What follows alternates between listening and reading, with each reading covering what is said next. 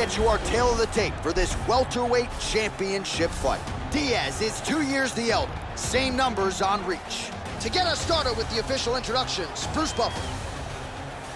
Ladies and gentlemen, this is the main event of the evening. When the action begins, our referee in charge, Herb Dean. And now, this is the moment UFC fans around the world have been waiting for. Live from the T-Mobile Arena in Las Vegas, it's time! 5 rounds for the undisputed UFC welterweight championship of the world. Introducing first, fighting out of the blue corner. This man is a jiu-jitsu fighter holding a professional record of 21 wins, 12 losses. He stands 6 feet tall, weighing in at 155 pounds. Fighting out of Stockton, California, presenting the challenger, Nate Diaz!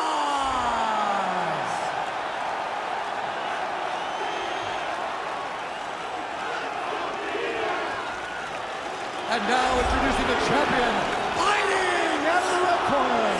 This man is a wrestler holding a professional record of 18 wins, 1 loss. He stands 6 feet tall, weighing in at 170 pounds. Fighting out of Boca Raton, Florida, presenting the reigning, defending, undisputed UFC welterweight champion of the world, Kamaru, the Nigerian Nightmare, Usman.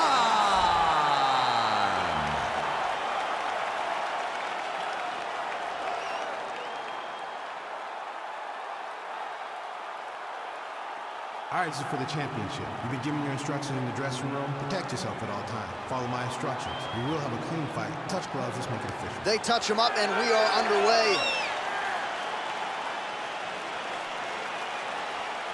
Ready.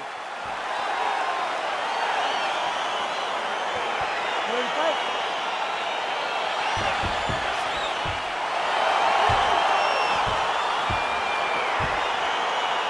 All right, so here we go with round 1. It is not a question of if, it's a question of when this fight hits the ground. You've got a grappler, a Brazilian Jiu-Jitsu black belt. Most people think we're going to get a grappler's delight tonight. Yes, we are going to get a grappler's delight, but for the Jiu-Jitsu player, for the Jiu-Jitsu fighter, he cannot allow for himself to constantly be on his back, because in the grappling room, not only do these guys possess great submission skills, but the ground and pound, the advancements in the position is so key to the game.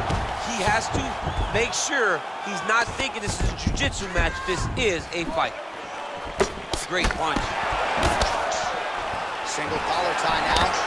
Oh, and he caught the kick. Well, all right, so he catches the kick there and beautifully counters with the takedown. So a nice job turning that defense into some immediate offense there.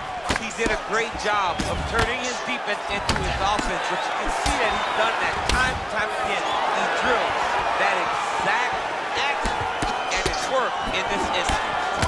Man. Oh, he's hurt bad. He's hurt bad, John. He's got to press him. He's got to go chase that finish down now. Oh, he might be out. Now goes in and secures the takedown. Now he's chasing the triangle. And this could be trouble here. Looks like it's pretty tight. He's trying to work his head out of harm's way. It might be over. Oh, nice. Now he falls back into the finishing position.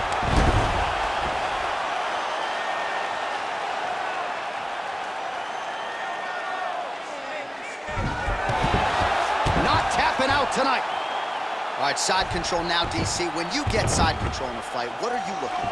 When I get to the side control in the fight, and I believe this young man should do the same thing, it's secure first. Grab everything in tight. Make sure your elbows are in. Make sure you've got something locked in so your opponent doesn't just squirm away. Punch short punches, but try to make the opponent make a choice. Either he turns back into you, you take your front headlock, or he turns in the opposite direction, you throw your hook in, and you start looking to get a choke off. Oh, the ground and pound strikes continue to rain down. The opponent better move out of harm's way or the referee's going to stop this. He better start to move, and when his opponent starts to posture, he needs to put his feet on the hip, push him away to try to escape this very, very dangerous position. Knee on belly, big strikes landing here. All right, well, he continues to manhandle him here on the ground. Now maybe trying to get to a choke position here, DC. All right, he's very comfortable fighting off his back, DC. Now looks like he's trying to hip escape. Yeah, he's trying to hip escape or maybe look for a Kamaru here.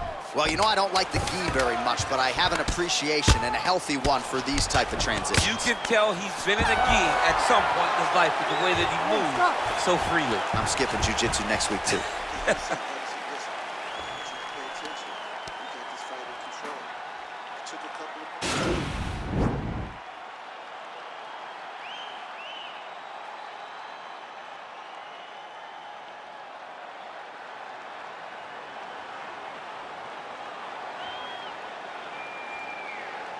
All right, here we go. Next round is underway. Thought we might see a finish in the previous round. Had a submission attempt, but was unable to close.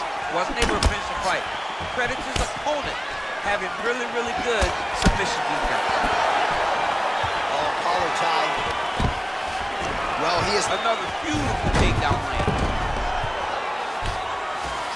All right, working inside his opponent's guard here. You cannot sit in these jiu-jitsu guys' guards. And you can't have one arm in, one arm out. Guys will start throwing up legs, chasing triangles.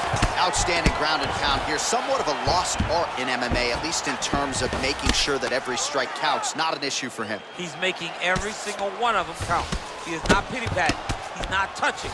Every punch that lands, he wants you to feel it. Thought he's going to attack a triangle choke here.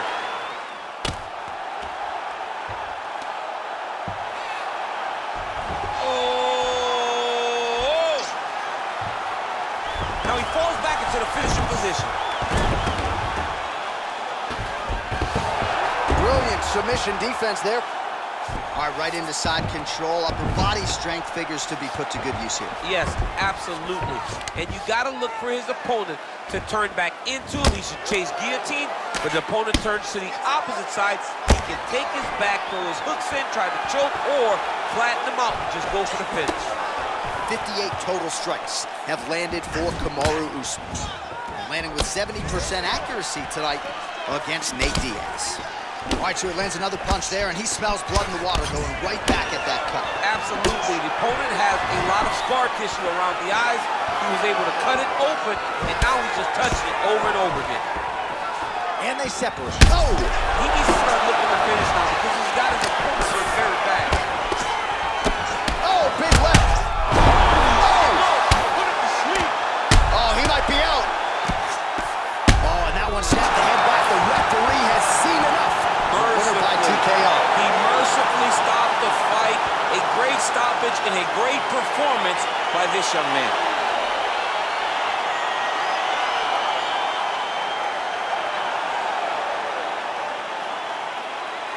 All right, let's take a look back at the replay. It ends up a knockout, but this was really a striking clinic from the moment they touched glove. I mean, a competitive fight. That one guy finally found the shot that ended the fight. But both of these warriors displayed a ton of heart. One guy got the finish, but neither guy should be disappointed in their performance.